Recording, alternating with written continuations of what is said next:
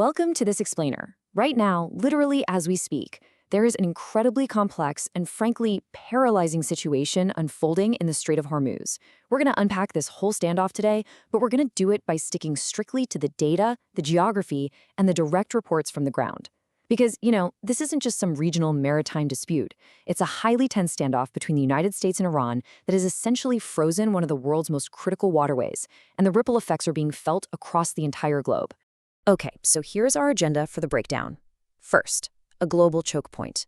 Second, the strait at a standstill. Third, Iran's new transit rules. And finally, the broader diplomatic web.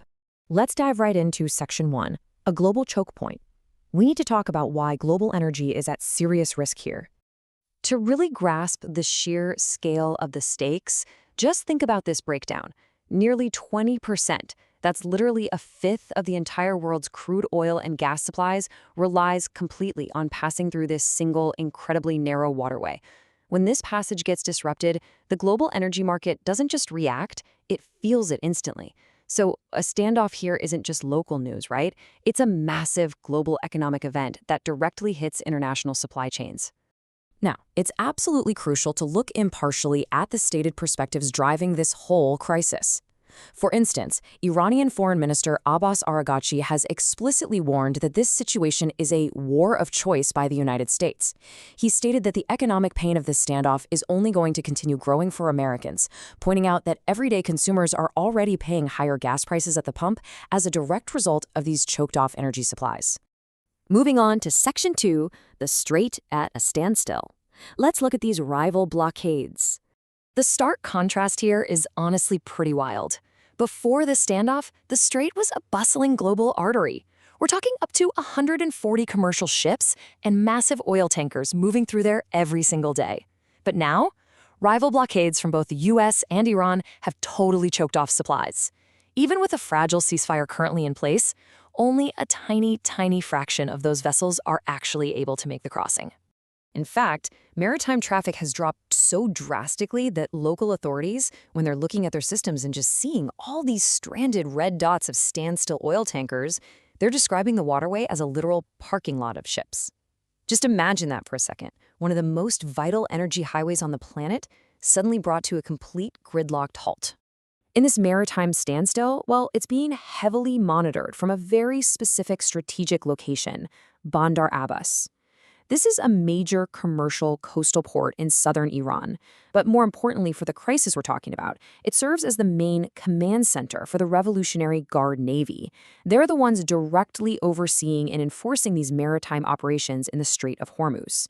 All right, let's get into Section 3, Iran's new transit rules and their so-called regime of management. So to understand why things are so gridlocked, we have to map out what Iran formally calls its new regime of management for the strait. Under these newly declared rules, the waterway is open to friends and neutral countries, but it is strictly closed to enemies. On top of that, any transit now requires strict coordination with the IRGC. Iran is also looking at implementing brand new transit charges for passing vessels, and they've put down a complete blanket ban on all military ships.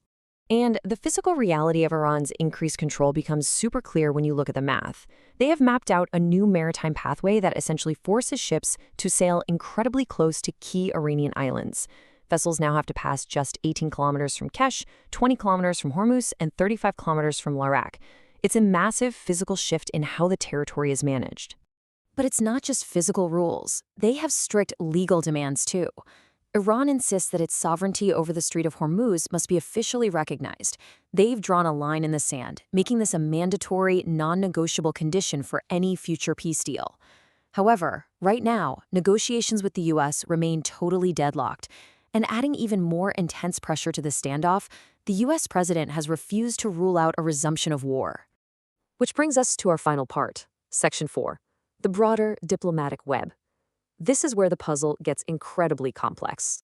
Because you see, the two sides are pulled apart by a whole array of deadlocked issues that go way beyond just maritime shipping rules. You've got the ongoing US blockade of Iranian ships complicating things directly on the water. But then you also have Iran's nuclear dossier and their highly enriched uranium stockpile. Add to that the demands for war reparations, super complex regional relations, ballistic missile programs, and finally their demand for ironclad security assurances. Now, why are those security assurances so absolutely crucial? Well, Iran is demanding distinct guarantees to avoid falling into what they define as a vicious circle. Basically, it's a repeating geopolitical trap where you get a temporary period of ceasefire and peace, but then it inevitably breaks down and leads right back into another round of military confrontation. They want absolute certainty before finalizing any long-term settlement. So we're going to leave you with this final thought today.